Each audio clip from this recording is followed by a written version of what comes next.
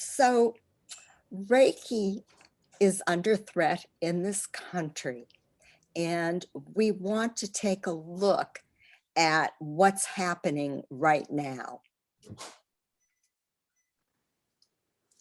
I have been at the forefront of the legislation in Massachusetts. Several years ago, I started a coalition of holistic practitioners. The legislation affected more modalities than Reiki, and we grouped together to have a stronger voice in the opposition of it. This is the fifth time they have tried to pass legislation. And this year, the Mass Attorney General has filed the exact same bill in both houses, the legislature and the Senate, to regulate the alternative or complementary therapies.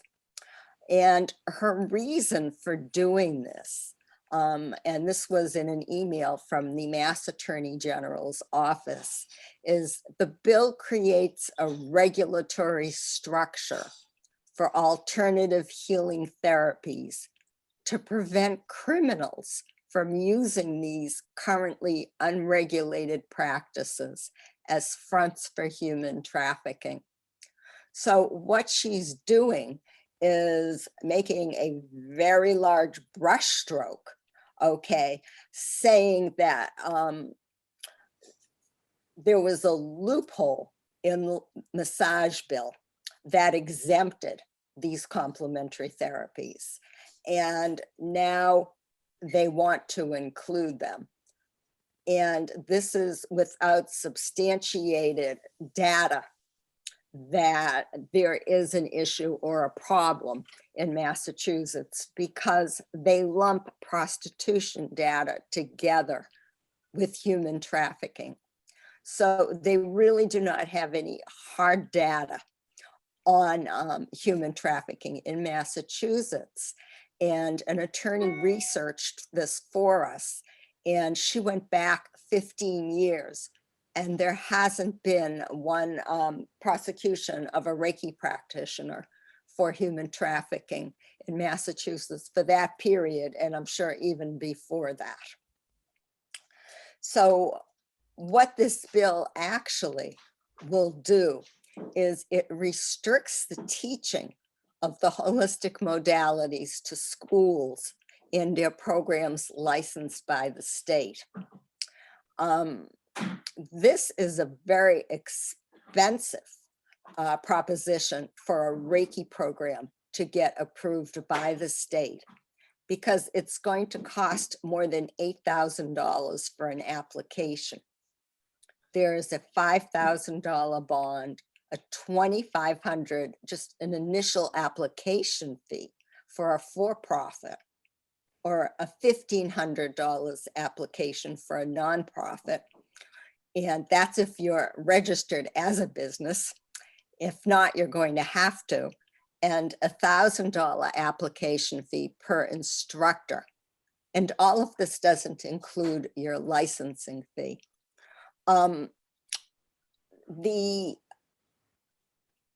Senator Montigny has been behind these bills, and his office several years ago asked me to create standards for Reiki. And as we know, there's no national governing board of Reiki in this country, and there are no national standards for its practice. And with over 100 or 150 different styles of Reiki, I kept trying to impress upon them that this was an impossible task. Every bill in Massachusetts that's filed has to have a public hearing. And this bill is currently with the Joint Committee on Consumer Protection and Professional Licensure. And they started scheduling hearings about a month ago. And we are waiting for a date for the public hearing on these bills.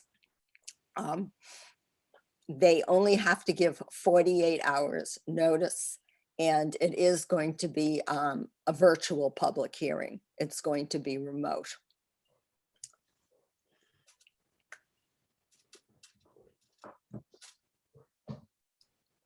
Vermont. Susan, do you want to talk about Vermont? Yeah, I'll talk about Vermont. So there are some two particularly interesting things for me about this Vermont legislation. The first, which is a cautionary tale, is that this bill passed the Vermont legislature without any of us ever knowing it was being discussed. It's not the fault of the legislature in terms of trying to hide this, which was my first thought. They actually were discussing it since 2019, and they had hearings, but the bill is a massage bill. So I think this is really why nobody caught on that it included all of these complementary modalities. So what they did was let me just mention, Vermont does not license massage therapists, but they do require them to register. So what this bill did was to redefine massage to incorporate all complementary therapies within it. And this is what we didn't pick up. So it's a reminder of how important it is to be watching every week during a legislative session in your state. So, and to be watching broadly. If it's a massage bill, you want to look into the details. If it's something about prostitution and human trafficking, I think you want to look at the details, because you just don't know. It might not be focused specifically or specifically recognizable in the title that it's something that affects us. This is not a licensing bill, it's a registration. And what led the Secretary of State's office to start considering this is concern over sexual misconduct. The admirable part about the state of Vermont, this is really the most clear thinking, considerate bill that I have seen thus far. Usually, well, I hate to say usually, in my experience, bills often are not so logical or consistent or spelled out. And this bill does all of that. And what they realized after doing a lot of research is that connecting human trafficking with complementary modalities and also with massage is actually pointless, baseless. Human trafficking is not stopped in any way, according to the research, by either licensing, certifying, or registering all of us as practitioners, because it's not the way human trafficking functions. This is a predatory operation, led by criminal actors, and the people who are responsible are A, criminals, and B, the clients who use them. It's not about the practitioners.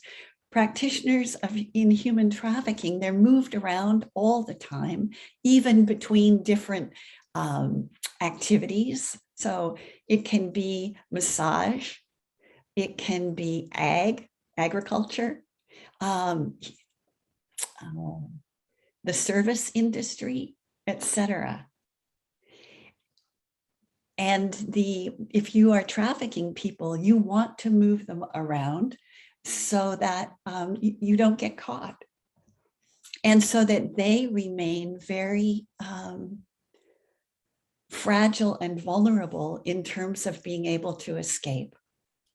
So there's psychological, physical abuse, etc. Yeah, in controlling people. So their research is quite impeccable on this topic. And yes, I just want to interject one thought here, is that all the research shows this is organized crime. And one massage place will be connected to legitimate businesses in the town to launder money. And they will be connected to businesses in another town.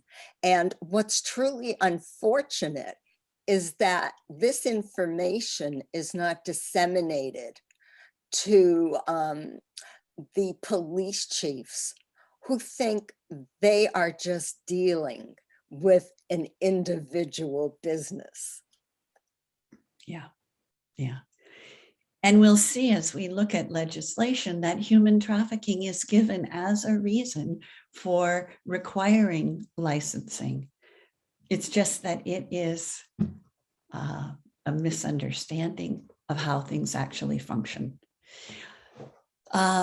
So with this registration, practitioners are subject to penalties. If it's particular related to sexual misconduct, Vermont is very clear that the bill does not stop first-time offenders. There's just no way to do that. But it does allow them to identify repeat offenders, to fine them, to withdraw their license, and prevent them from opening up a practice in another state because there is a public registry of anyone who is accused of sexual misconduct.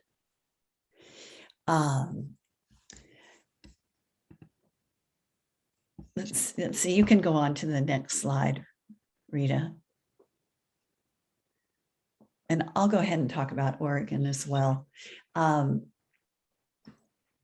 heard two stories about the instigation of this bill. This came up in May, out of the blue, as far as we were aware. And when you read the bill, it appears that it's initiated by mental health organizations in an effort to control unlicensed people from providing mental health services. The bill is quite hard to read because it's very unclear in its language. But here is who it applies to. Anyone whose work supports emotional, relationship, or attitudinal changes, health, work, or spiritual functioning, with the stated aim of protecting the public's health and safety. So in addition to that very, very, very broad bill, which I think, you think about it, and it would apply to people, I think, doing outward bound. It would apply to you talking to your children. Not that they're going to fine you for that, but that's how broad and non-specific it is. And then they also mentioned that life coaches, hypnotherapists, and anybody who does body work falls under this category. It's also described as an emergency. An emergency is declared to exist, and this 2021 Act takes effect upon its passage. The irony here is that the bill is a voluntary registration. So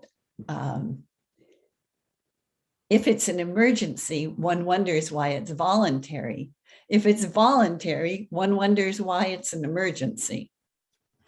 But the net effect is that it takes place immediately. This bill is also a cautionary tale in terms of how fast things can move. So the bill came out in about maybe the end of April, the 1st of May. It was quickly withdrawn with the note that it needed to be rewritten. Then a few days later, we learned it was in committee, and there would be a public hearing. This was on a Thursday. There'd be a public hearing on Monday where you could publicly testify online. Then on Friday, we heard that you were not able to testify online or orally. You could only provide a written testimony, and it had to be in by 8 a.m. on Monday morning. And then within a few hours, that 8 a.m. Monday morning changed to Sunday at 8 a.m. So this can move so fast. And then the ultimate irony was that there were people who could orally testify, but they were all representatives of the mental health community. So fortunately, and with a lot of really fast, hard work, 139 people submitted written testimony. And the person who, most of it negative, virtually all of it negative, opposing the bill. And the legislator who presented it, it ended up being tabled. I don't know if that's for good or if it's just until the 2022 session. We'll just have to keep our eyes open. Yeah, so that's Oregon. So let's see, Rita, why don't you go next? Okay, the NCCOEP. This is the National Certification Council of Energy Practitioners. And they have announced an intention to certify energy practitioners, qualifying them for licensing. And Susan, do you want to talk about the empirical testing on this? I can, sure. So if you are doing Reiki in a healthcare setting for pay, so licensing is just tied to people who work professionally, receiving money for their services. But if you're in a healthcare setting, you will have to take an empirical test. And this test is supposed to prove whether your Reiki works. So in talking with people who have some knowledge of these tests and are colleagues of the person who created it, comments generally are, it's interesting, but certainly not at a level that you could say it would prove anyone's capacity. Well, it would prove the effectiveness of anyone's Reiki. Okay, and they had a draft of a bill that they had intended to file in Massachusetts. They have not filed it yet. It was just a draft. And they also said that they planned an initial 8-state rollout in 2021, which will probably be pushed back. Each state has its own filing deadlines. So the 8 states are Arizona, Florida, Massachusetts, Michigan, New York, North Carolina, Oregon, and Tennessee. I also understand that their goal is to file it in every state. So this would be a licensure bill for energy practitioners, and it would require them to become certified by the NCCOEP to qualify them for a license to practice in their state. So it means in effect that you pay twice. You pay for certification and then you pay for licensing. Right. Now, the big picture on all of this is that in the US, each state makes its own occupational licensing laws, and they are enacted by the state legislature. Every state legislature has their own process, and some are more transparent than others. Each has their own timelines, and most state legislatures have posted up on their sites the legislative process to make it easy to understand. What's cropping up now is that cities, towns, and counties may also pass ordinances requiring licensure with their own requirements.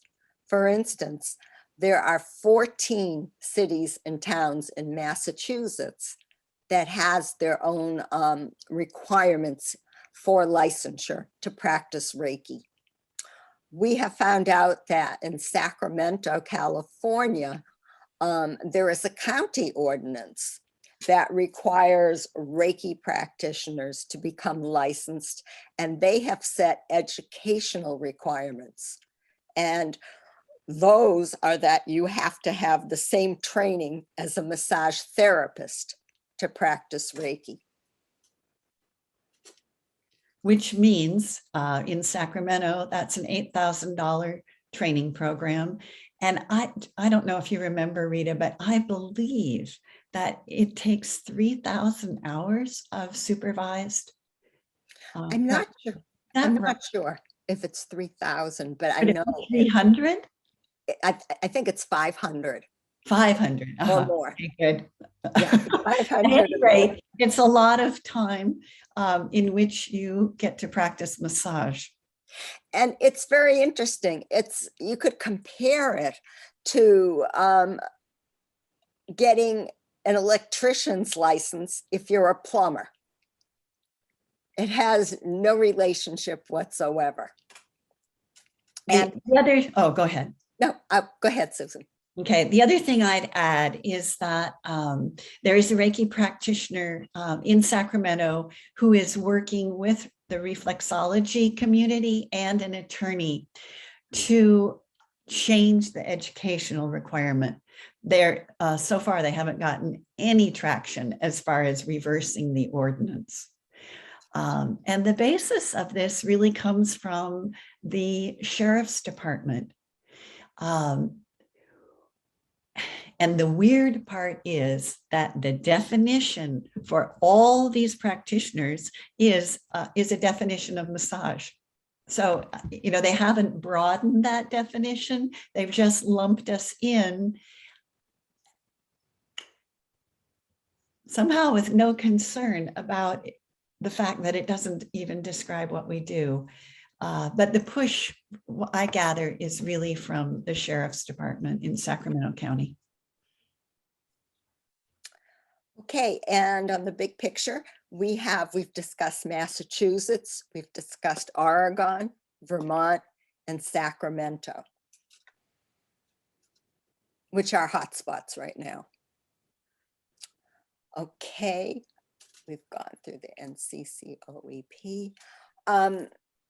And a lot of the bills include other holistic practices as well as Reiki. In the town ordinances that I have seen in Massachusetts, it's Reiki in particular. And this is going to vary from town to town and from state to state.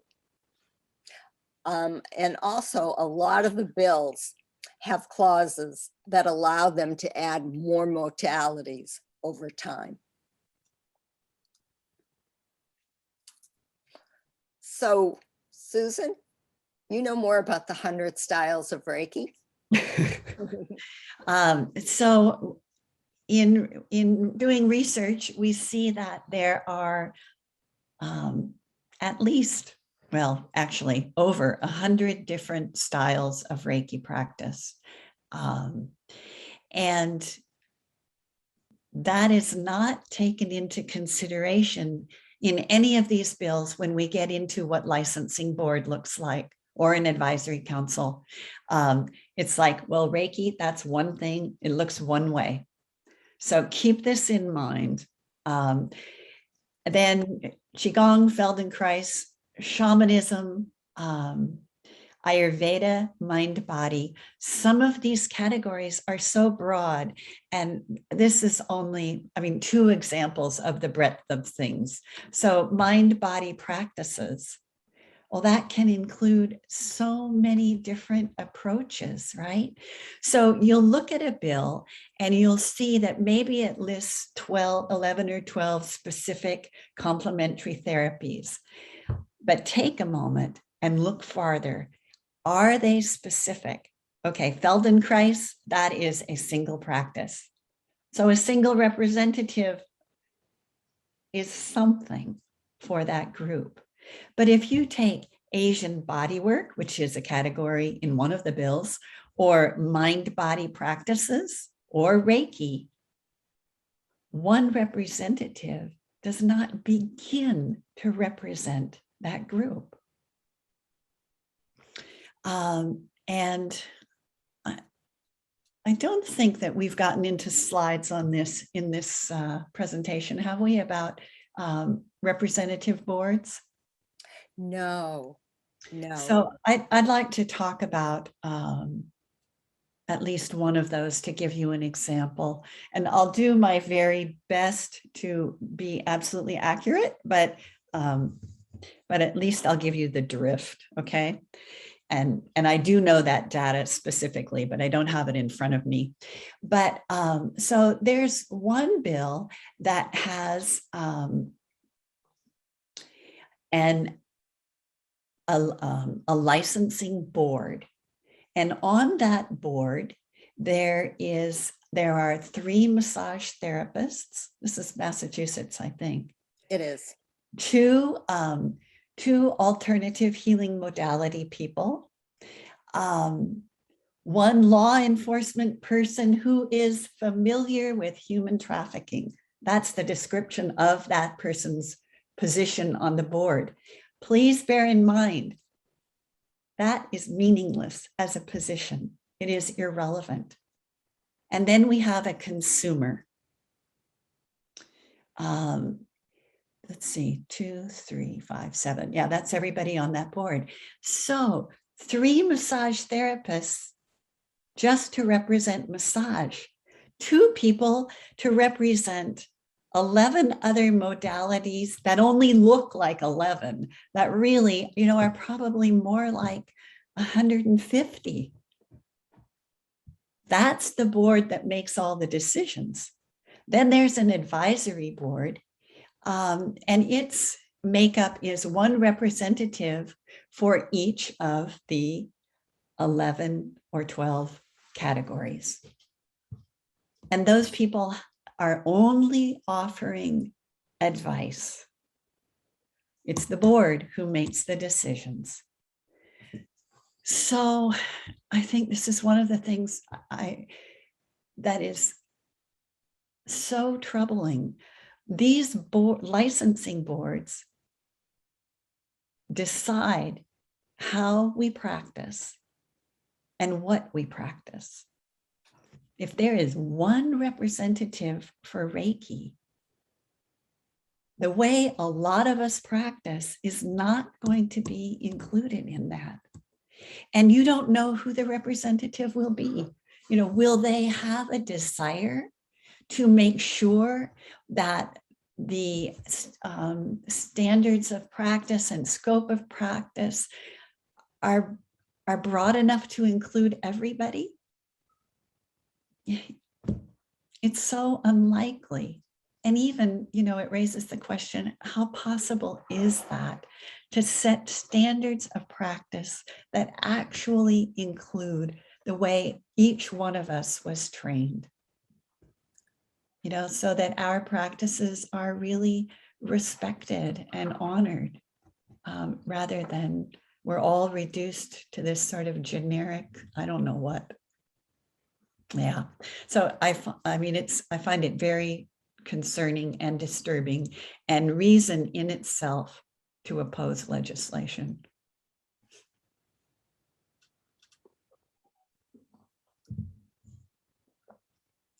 Okay, I think we have covered um, why the licensing is a threat. It is just for the reason of the state to create standards for Reiki, for how it is practiced, and for being able to honor all different styles. And the huge cost to have a program approved by a state and to get additional education that may not be related to the practice of Reiki and continuing education. I know some bills wanted Reiki practitioners to have anatomy and physiology college level courses. So those things are of great concern about how many practitioners would be able to afford doing that, and the ability to include that in a curriculum for a program to be approved. Other facts that I think we've covered is if you practice or teach Reiki without a license, you can be fined legally. And very important, if licensing legislation passes in one state, other states frequently copy it. And we could see in the legislation that popped up in the different cities and towns in Massachusetts, how they all copied each other. And a lot of it looks the same. The other thing I'd add is that it's quite interesting to me, and I can't say I understand it, that suddenly in 2021, we've had, is it 5 instances, of complementary modalities that always include Reiki, usually by name, have come up. And I mean, I don't really know. The bills in that case at the state level some have similarities and some seem quite different, But yeah, but there's certainly a wave that, again, behooves us just to be paying attention. I mean, I do want to comment on the Vermont legislation. Okay, we found out about that just a couple of days before the public hearing. So it didn't give us enough time to mobilize and to have a meaningful effect on stopping it. Okay, who initiates bills and why? And they are initiated by legislators. When citizens or citizens groups go to them and ask them to write bills. In Massachusetts, it was the Attorney General. And what's interesting about that is that she even has a website, and on it is something called the Polaris Report. And that Polaris Report specifically gives recommendations on how to stop human trafficking, and licensure of allied health or complementary health modalities is not one of them. And she also had a task force on human trafficking, and licensing was not a suggestion of the task force. So then we have special interest groups like massage therapy, mental health professional organizations, which we have discussed. Because Reiki is relaxation and stress reduction, and so is massage. And so we basically are competition for massage therapy. And you have to consider, the strength of the massage therapy group. They are national and they have lobbyists all over the country. And these are the reasons we see that have popped up: human trafficking, safety and a risk to the public. And in Massachusetts, they also cited, not in the bill, but in a conversation with the Attorney General's office, the number of people who use the modalities. There were surveys done years ago by the government, and they found, I think it was either 40% or 50% of the population now uses complementary therapies, and these are basically unregulated. And it's a multi-billion-dollar industry at this point in time. So I think when high levels of money are perceived to be moving around, states and sometimes the federal government want to step in and have an opportunity to make money from that.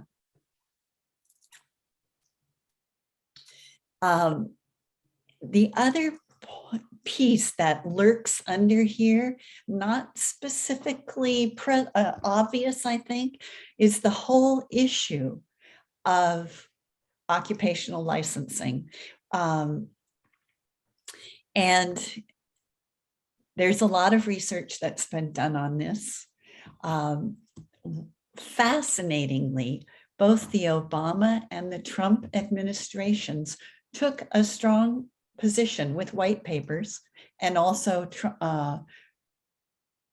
Trump had an executive order, I believe it was an executive order, to reduce the amount of occupational licensing because it inhibits economic growth. And the reason is people can't afford the licenses, they can't afford the additional education, they go out of business. So then there's people who are unemployed. There are fewer providers for the people who are seeking those services. So those who are licensed, because of increased demand, can increase their prices. And the research shows that this is actually a motivation in the whole process in terms of who's involved to support it, to support the licensing legislation. It's people who feel they will be served by it. The same with the people who are on the boards.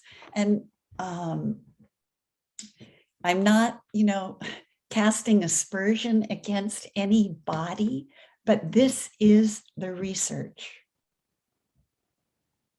And that's the cycle. And most of the time, it isn't that people have done something bad that causes them to be prosecuted or fined. It's because they're not licensed. So that's who ends up being the focus of the licensing, is people who aren't licensed, because then you can find them and they can then not be able to be licensed. So the dynamics in this are not really serving the public, let alone the small business owner. And, ironically, there's also a repetitive theme that the people who suffer economically, in addition to clients and consumers, are small business owners. And in these fields, they are mostly women. And oftentimes they are people of color.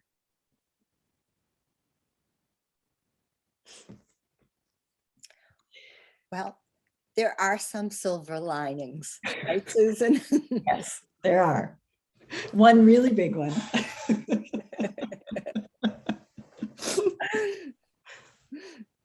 Okay, well, we could set aside past differences and have Reiki practitioners join together, all the teachers from all the styles and all the Reiki backgrounds. And we could support one another state by state to mount a strong opposition to protect the way we practice and teach Reiki. You know, there's another little piece to this, I'd say, that Rita has created an incredible model for all of us to follow, which is, in addition to coming together as Reiki practitioners, we also form these coalitions of all of the people who are affected by licensing. So our, brothers and sisters who are complementary therapists and other practices. And I have to say, as an outsider or looking from the outside, what I have seen, and I know Rita would be the first to say it, is that it's so often that other people from other traditions, not traditions, from other modalities, are people who hear about legislation, and because of that Massachusetts coalition that's connected all of these people, whoever learns tells everybody. And we would have been caught absolutely short, for example, with Oregon, if that were not the case. That's how we learned about it. So, this piece of unity within the Reiki community and beyond is really critical. Okay, Susan, do you want to talk about Reiki Unified and how we came together and what we are trying to do? Sure. So we came together because of Rita. So Rita approached Johannes Reindl, who is the successor to Phyllis Furamoto in my particular practice of Reiki. And Johannes is a friend of mine, and he contacted me because he was aware that I was very concerned about licensing and had some prior experience that created that concern. So he gave me Rita's contact information. But I think ultimately she got a hold of me because I was kind of slow, because, as I said, it's not the most fun project in certain ways, right? You have to just keep looking at the big picture and why it's important. So anyway, we got together and then decided that we really had to create a national organization. So that's where we came up with Reiki Unified. And another friend of mine, Christopher Tellez from San Francisco, he got interested, and he was a former social worker and community organizer. And then we have a fourth friend who works really hard right with us, but wants to be in the background. So the four of us have really, been working to create a national movement and to have people start organizing in every state. And we have a website, reikiunified.com, where two of its favorite pages for me are the Legislative Watch. We're about to update that with a drop-down menu for every state or local city or county that is putting forward legislation. And on those pages, what we do is a little synopsis of what that bill's about, like a little intro, and then an overview of the bill, so that you can quickly find out what's in it, and then a link to the actual bill, links to how to find your legislators, something about, what's the other thing, Rita, that there's a big link to how legislation works in your state? Yes. Yeah. And also we have a blueprint for organizing in your state. We have form letters, we have overviews, we have how to lobby, how to set up a lobby day, how to write to your legislator, what to say in it, how to contact them, how to find them. It's just, everything is free, downloadable, and we would love everyone to know about this and to organize in their community, because it's very important to organize before a bill is proposed to the legislature, so that you can have a whole network in place and know what to do. And if you never have legislation introduced in your state, you've gotten to meet a whole lot of people and make friends.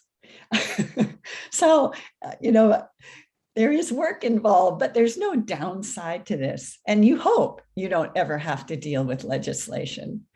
The other part is that when you go to Reiki Unified, you can sign up and be a supporter. And we have a number of well-known people who are supporting us. Pamela Miles, William Rand, Franz Stina, Johannes Reindl, and the Office of the Grand Master, Reiki Rays, the John Harvey Gray. I can't remember the last two words. But anyway, John Harvey Gray's lineage. People like Maria and the Cincinnati Reiki group, the Midwest, the Vermont people. Yeah, so Reiki Home, although I think maybe they're not actually on our list, but they have been supporting us. So join us. When you become a supporter, we're still not asking for any money. I think the only thing that will bring us to ask for some money is if we are desperate for a lobbyist, which I hope doesn't happen. Okay. Okay. One thing, yes, okay, it's on this slide. The contact information for Reiki Unified, it's reikiunified.com. In Massachusetts, we created a change.org petition. Anyone from anywhere in the country can sign it. A copy of the petition, when you sign it, a letter will go to every member of the Joint Committee on Consumer Protection and Professional Licensure, where the petition sits right now in where the bill sits in Massachusetts right now. We have, I think it's, 11,500, something like that, signatures. We really want to get it to 15,000. So if you could share the link to the petition, we would greatly appreciate it with everyone you know, with your clients, with your students. Just, we need to get it out there. And what's this about the outreach letter, Susan? Yeah, so when Maria sends out the recording, she'll also include an outreach letter from us, which will have these links in it, and a plea to share all of this, all of it, the recording and the letter, with your colleagues, your students, your clients, your friends, anybody who would be willing to click that petition button and sign on to Reiki Unified. The other point about Reiki Unified is that we do a monthly online update for like an hour with, half hour of talk or of presenting whatever's going on these days, and then time for conversation. Okay. So I think we're ready to open it up for questions, Maria. Okay, great. Thank you both. That is such good information. And I love the action steps as well that you included. Go on to Reiki Unified. I put the link also in this chat as well. You can go, I put the link to the petition and also to Reiki Unified. so that you have them right now. So sign the petition and also share that as much as possible. And I love that idea, you know, form coalitions, reach out to your communities and to your students and let them know is, you know, so that we can, to be prepared before legislation, I think is good, just to have this kind of wider community of Reiki people is so important. Thank you guys for those ideas. I really appreciate that, and for all the resources you're providing. Okay, so we're going to open it up to questions and the Q&A section. So sometimes we don't have time to answer all the questions, but that's okay. We will try to get to your question. We will also, sometimes there's questions that are similar, so we'll try to kind of group that together for time, if that's okay. So if you have a question right now, or you can please post it in the chat, and we'll read it and try to answer.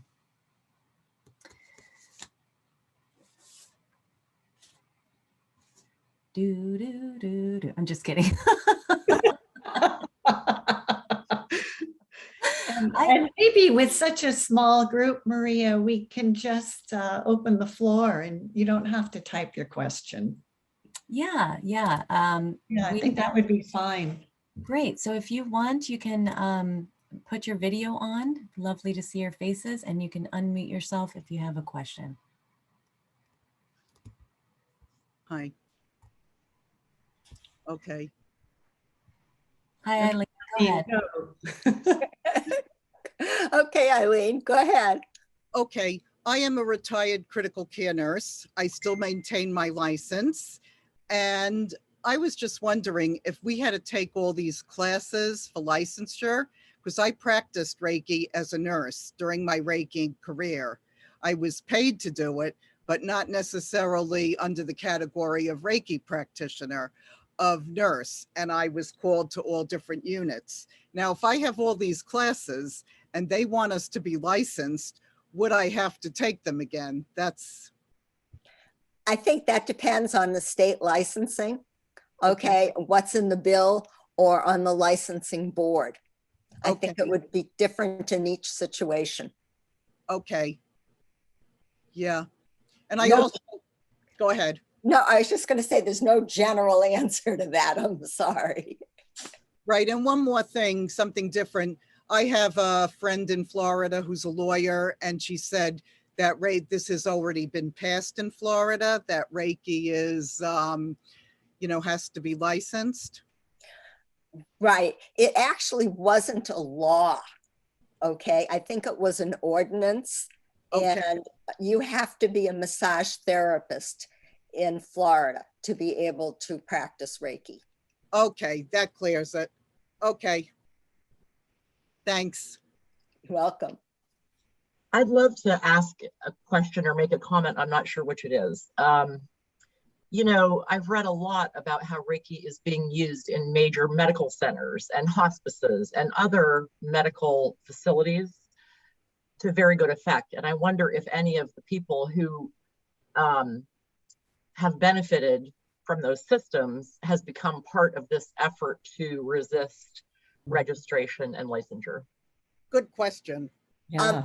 I would just like to comment that Raven Keys, who has a certification program, it's I think Raven Keys Medical Reiki International, is very much supporting the opposition and has signed on as a supporter to Reiki Unified. But Leslie, specifically, I like in the coalition, there's nobody from hospice, for example. My experience of hospitals is that it would be kind of unlikely to get their support because they, even as they incorporate Reiki, they seem to be fairly low key about it. Yeah. And I don't think that you would see a hospital come out in opposition to legislation. I strongly feel that that's an ethical dilemma that they need to resolve. Right. Because if they're taking advantage of Reiki in these ways without supporting us, then that is not appropriate, not ethical. But anyway, I'm sure we all agree with that. I do. But I have participated in studies in hospitals at Yale. I participated in Pamela Miles' study on Reiki practice versus beta blockers to determine heart rate variability. And it has shown some support of that. I'm very happy to say it had been one of the highlights. There had also been studies in Hartford Hospital on pain, reduction in Reiki. So there have been studies, but a lot of it is not enough for scientific evidence. I think I heard about the cells in Reiki in water, somebody's trying. I forgot who it was, but. Sheldon Feldman, who is a breast cancer surgeon in New York, is doing a huge research study on it. Oh, okay. Yeah. That's Right. it. Thank you. Okay. I couldn't figure out who was doing it, but I knew I read it. Yeah.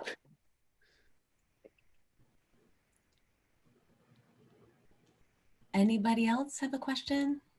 Well, I'm wondering, for instance, in Florida, you mentioned how you have to be a massage therapist, to practice Reiki. Now that, a lot of us are doing Zoom and we have sessions on Zoom and we provide Zoom to people in other countries. And what if I'm in New York? What if I have somebody who in Florida who wants a Zoom distant Reiki session, or even not Zoom? We know we can send it distantly. Are we not allowed to do that? Because if we're found out, we could be prosecuted in Florida, or do you have any idea? Mm-hmm. That's a very complex question. I really wouldn't even know how to answer it. My gut on the question is no, because you're not living in Florida and providing the service there, touching a person. So that. And no legislature has addressed the issue of distant treatment. And we'll see, but I actually think it's unlikely because it's so far out. Yeah. Right. And you could just be talking. Another thing, this is mostly for Rita. Rita would be interested, but I called the state licensure in Connecticut, and I asked about Reiki, and they had no clue that this was happening. Absolutely no clue. But they did say to me, don't do anything you're not licensed to do. And then they said this has to go through the legislator, but they had no clue that this was going on. It took me 3 people to talk to. Right. And that's a huge concern, okay, is like bringing it to their attention and on the forefront, because then they would want to address it. Right. Some people in Massachusetts have gone to the Department of Public Health and put on demonstrations of what Reiki is. And since then, okay, those towns have no objections to Reiki being practiced without a license. So there's 2 ways of doing it. If you're approaching the legislature, you may want to hold like a lobby day to show them what it is. But I wouldn't necessarily do it. The reason they did that in Massachusetts was because so many towns were issuing ordinances requiring licensure, that a group of people, did this in several towns, so that, the towns have no concern about it and you can practice it freely. I mean, the town I live in has an ordinance, and I cannot do Reiki out of my home. And I cannot get a license to practice Reiki in the town I live in because I do not have an office and do not practice it in this town. I practice it in a neighboring town. Right. So, Same here. yeah, Practice in a neighboring town and teach in a neighboring town. right. That's, well, believe it or not, I teach in my town and there's no problem with that. Really? But I just can't practice it in my town. That's interesting. Yeah, Very complicated situation. it is. I teach it through the school system. Yeah, well, I teach in adult ed too in my town. And I practice at the senior center, Mhm. but my main practice is in another town. And I teach in another town at a performing arts center. Right. Is there anybody else have a question? I Jackie? do, yeah. Not to take away the light from Reiki, but you had mentioned they're thinking of grouping other healing modalities in with this. Am I understanding this? So something like quantum touch or emotion code, if you are emotional freedom technique? Yes, the bills can be very broad. In Massachusetts, in 2019, the bill covered over 150 different modalities. So quantum touch, healing touch, all of them had to be licensed if the bill had passed. And you see, like in the Oregon bill, while they're only specifically naming 3 categories: body work, life coaching, and hypnotherapists. But then there's this definition that nobody is outside of. Yeah. It's so broad and so non-specific that you're in it.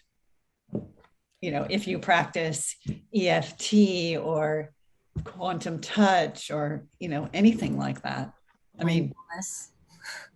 If you're practicing Yeah. mindfulness. The thing in Massachusetts, okay, we were able to recruit an army of Reiki people.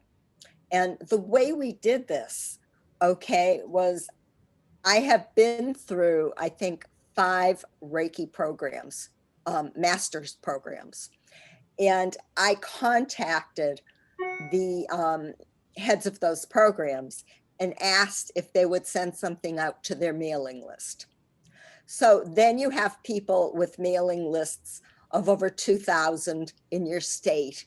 Another one could have had 3,000 in the state, and requesting that their students take and contact their legislators and develop relationships with them and tell them how this would affect their lives personally if the legislation passed.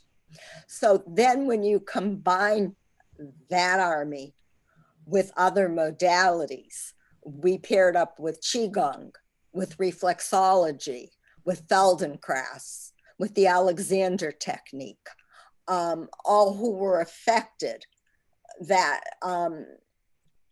we had a loud voice in 2019. This time around, we're at a huge disadvantage because we cannot get 500 people to the State House because it's a remote hearing. But we've had people write in. We've had a huge letter writing campaign. What a good idea. Thank you. So I'm sorry. That's okay. I'm just asking if anybody has questions that they have that they're holding on to. Well, I just have a question about 2 other major energy programs, one of which I'm enrolled in right now, the Donna Eden Energy Medicine Program. And of course, there's also the Barbara Brennan Energy Healing Program. And I'm wondering if included in the definition of, well, possibly even Reiki, which would be absurd, or just in the other modality category. It would certainly be included in Oregon. If it says energy work as a category, they would be in it. If it says body mind practices, I think they would be in it. Yeah. So you just look at the language and see, is there any way they're casting their net around you? I think this says that we have to really make a certain statement or explanation of what Reiki is. Like I put on my brochures, a healing practice that is spiritual. I think that might, do you think that might help, Sue? No. You don't think I mean, so? I'm just being honest. No.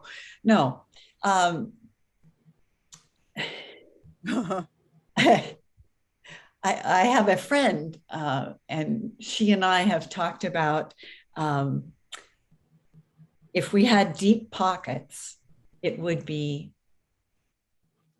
interesting and perhaps very useful at some point in time, depending on the nature of the Supreme Court, to move a lawsuit forward around the definition of spiritual practice and its place in being incorporated into freedom of religion. And there are some powerful cases to be made. I mean, I've begun reading, more and more about this, but it hasn't been pushed that far. So at this point in time, spiritual practice is nothing that protects you. Okay. It's not a religion. Right. I Mhm. see. I see. Yeah. Okay. I was just curious because, because I know somebody that's, I know some practitioners who do not like to use energy with it, saying that Reiki is energy. Yeah. Mhm. Right. Yeah. Yeah. And there are wonderful arguments to be made for the validity of Reiki as spiritual practice, and how that, especially in this day and age, within the younger generations, which is virtually everybody under me, that spiritual practice, people are spiritual but not religious, and that is how they clearly define themselves. Right. And so it ought to be incorporated into the Second Amendment, or whatever amendment that is. Is that the Second Amendment? I don't know. Yeah. That might be guns. Sorry. Anyway, it's there. Freedom of religion. I know that. But it hasn't happened yet. And I think it would have to go to the Supreme Court. And I don't know that the current Supreme Court would be the best environment for making that argument, because I think they have very strong definitions of what constitutes religion. It's just my bead on it. Good point. Thank you. Yeah. Thank you. I have actually a question. Do you guys know anything about the safe harbor legislation? Could you share about that a little bit? Safe harbor is, there are safe harbor bills in many states, and the bills give practitioners the legal right to practice their modality. It in no way has any effect on a licensure law. Okay, it's just so that we are not prosecuted for practicing medicine. Most states have exemptions for allied health practitioners so that they are not under, the definition of medicine. And these bills just provide a safe harbor so that we can practice these modalities legally. I would add that we've seen one instance where, in my understanding, in the state of Maine, simultaneously, they were working for safe harbor, and legislation had been introduced to license.